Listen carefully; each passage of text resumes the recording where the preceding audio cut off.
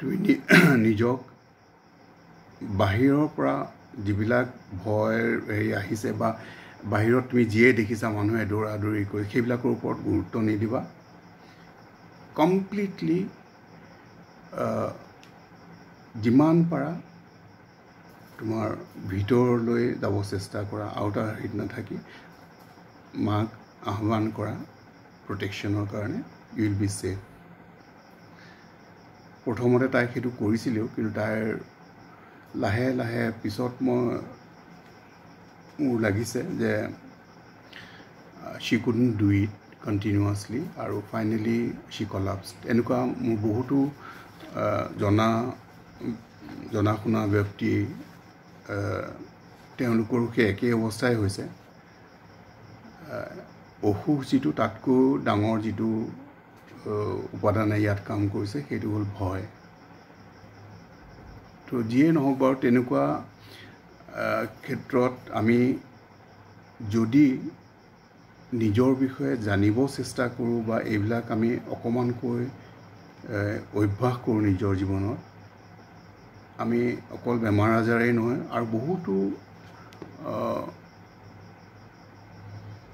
অনুভৱ চিন্তা যিবিলাকে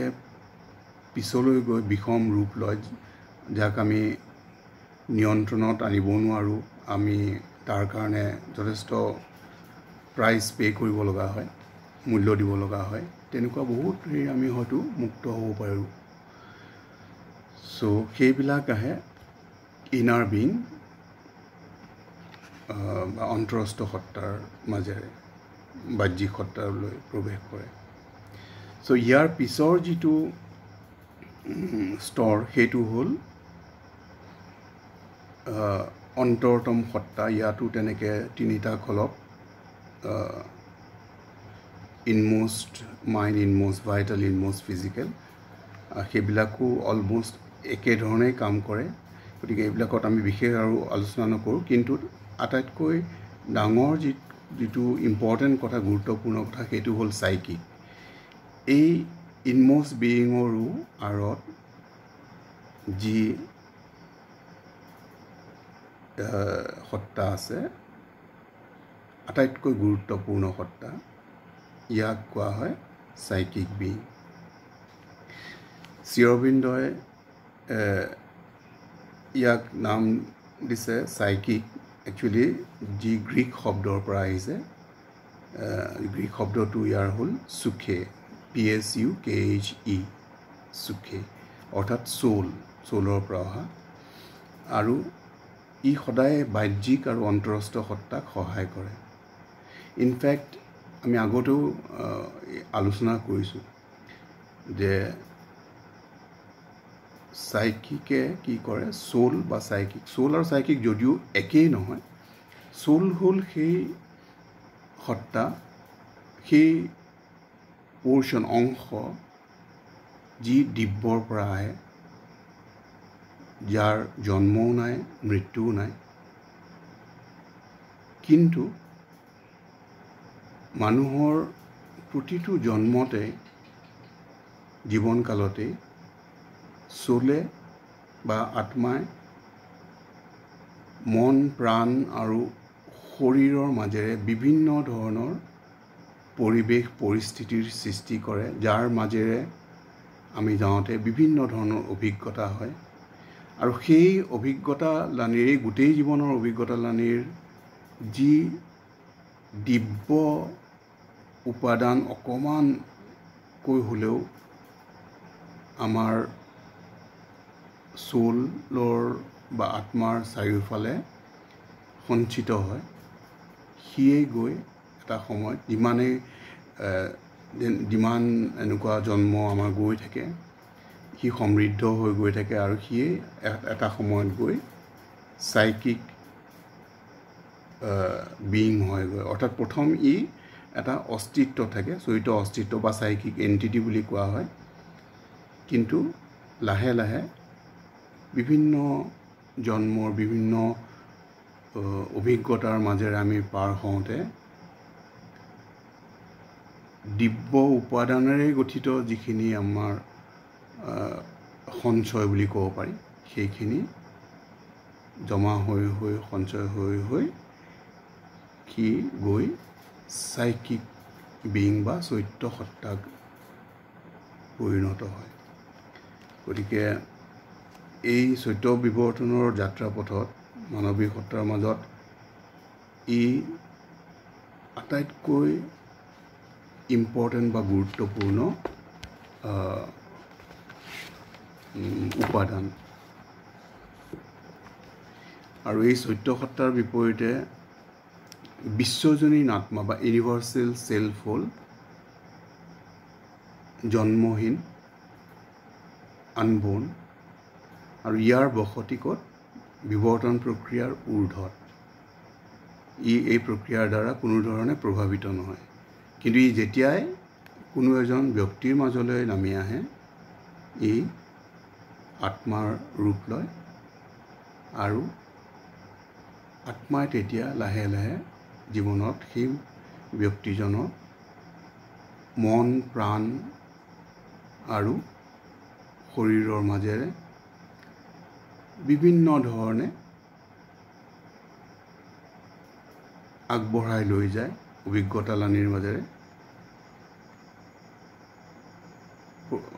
সেইকাৰণে কোৱা হয় যে পোনপ্ৰথমে চৈত্য সত্তাই আঁৰত থাকি মন প্ৰাণৰ শৰীৰৰ মাজেৰে আংশিক আৰু অপ্ৰত্যক্ষভাৱে কাম কৰে কাৰণ এই অংশসমূহ বিশ্ব প্ৰকৃতিৰ অন্তৰ্গত যি আমি অকমান আগতে পালোঁ যি বিৱৰ্তনৰ সুদীৰ্ঘ পথযাত্ৰাত চৈত্য সত্তা আত্মপ্ৰকাশৰ যন্ত্ৰ হিচাপে বিকশিত হৈ উঠিব লাগিব অৰ্থাৎ মন প্ৰাণ আৰু শৰীৰ আৰু মানুহক এই অজ্ঞতাৰ পৰা ক্ৰমে দিব্য চেতনাৰ আলোকৰ দিশলৈ আগবঢ়াই নিয়াৰ ইয়াৰ যি ব্ৰত চৈত্য সত্তাৰ ই সঁচাকৈয়ে অতি গুৰুত্বপূৰ্ণ সেইকাৰণে চৈত্য সত্তা ইভলিউশ্যনাৰী বিং ইন মেন যি আমাক সদায়ে আগবঢ়াই লৈ যায় ইয়াৰ কনচাৰ্ণ কেৱল মাত্ৰ আমাৰ সমৃদ্ধি আৰু সমৃদ্ধি কোন দিশত টুৱাৰ্ডছ ডিভিনিটি দিব্যত্বৰ দিশত ই কেতিয়াও মানি নলয় যে আমি প্ৰকৃতিৰ দাস যিটো সাধাৰণতে মানুহে ভাবে মনেৰে যে আমি প্ৰকৃতিৰ দাস আমিতো এনেকৈয়ে চলিব লাগিব এই যন্ত্ৰণা এই কষ্ট এই সমস্যা আৰু মৃত্যু ইয়াতো চলিয়ে আহিছে অনাদিকালৰে পৰা আৰু এনেকৈয়ে থাকিব লাগিব বাট নো had it been so ই যদি এনেকুৱাই হ'লহেঁতেন তেতিয়াহ'লে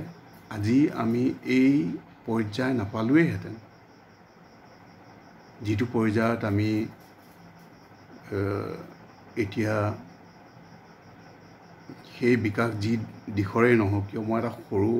উদাহৰণেই দিওঁ যে ইয়াত বহি আমি আজি বিভিন্নজনে বিভিন্ন ঠাইত নিজৰ ঘৰতে বহি আমি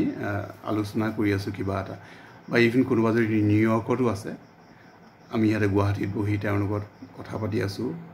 ৰিয়েল টাইম বেচিছত could it have been possible had we not progressed of course it is something which we call technology আমি ইয়াত টেকনলজি বুলি কওঁ কিন্তু টেকনলজি বা ইভেন সায়েন্স বিগাৰ পিকচাৰলৈ যাওঁ আমি what is science it is only an expression through which something is being worked out methodically but it has its own limits যেতিয়ালৈকে সায়েন্সে গৈ ইয়াৰ ৰুট অৰ্থাৎ স্পিৰিটৰ লগত যেতিয়ালৈকে মিলিব নোৱাৰে তেতিয়ালৈকে ইয়াৰ জাৰ্নি কেতিয়াও কমপ্লিট নহয় এটা খুব সুন্দৰ এইবিলাক এক্সপেৰিমেণ্টটো চলি আছে বাৰু চাইণ্টিফিক ফিল্ডত বহুতো এটা খুব ইণ্টাৰেষ্টিং হেৰি বহুতে হয়তো জানে আজিৰ পৰা কেইবছৰমান আগতে এইটো জাৰ্মানীত কৰা হৈছিলে হিগছ বোসন থিয়ৰী যিটোৰ নাম দিয়া হয় খুব ইণ্টাৰেষ্টিং আল্টিমেটলি ইমান মেটিকিউলাছ এক্সপেৰিমেণ্টৰ পিছত বহুতো বিলিয়নছ এণ্ড ট্ৰিলিয়নছ অফ ডলাৰ্ছ খৰচ কৰাৰ পিছতো আল্টিমেটলি তেওঁলোকে সেই সিদ্ধান্তত উপনীত হ'ব নোৱাৰে যে ইয়াৰ গুৰি ক'ত এটমৰ মানে আল্টিমেট কি ইয়াৰ সেই এক্সপেৰিমেণ্টৰ ফলত and finally they named it as god particle খুব এইটো বহুত দীঘলীয়া হেৰি আমি কেতিয়াবা পিছত বহুত পিছত বাৰু আলোচনা কৰিব পাৰোঁ চ' যিয়েই নহওক এইখিনিলৈকে আমি আজি আলোচনা কৰিলোঁ আৰু বহুত দীঘল ইয়াৰ পিছত আমি ছাবকনচিয়েণ্ট আৰু ইনকনচিয়েণ্ট আমি ছুপাৰ কনচিয়েণ্টৰ ভিতৰত আকৌ সেই বিভিন্ন planes of consciousness starting from right from higher mind বা উচ্চতৰ মানসৰ পৰা আৰম্ভ কৰি একেবাৰে ওপৰলৈকে অৰ্থাৎ সচ্চিদানন্দলৈকে সেইবিলাকৰ বিষয়েও আলোচনা কৰিম আজিলৈ ইয়াতে সামৰিলোঁ জয় মা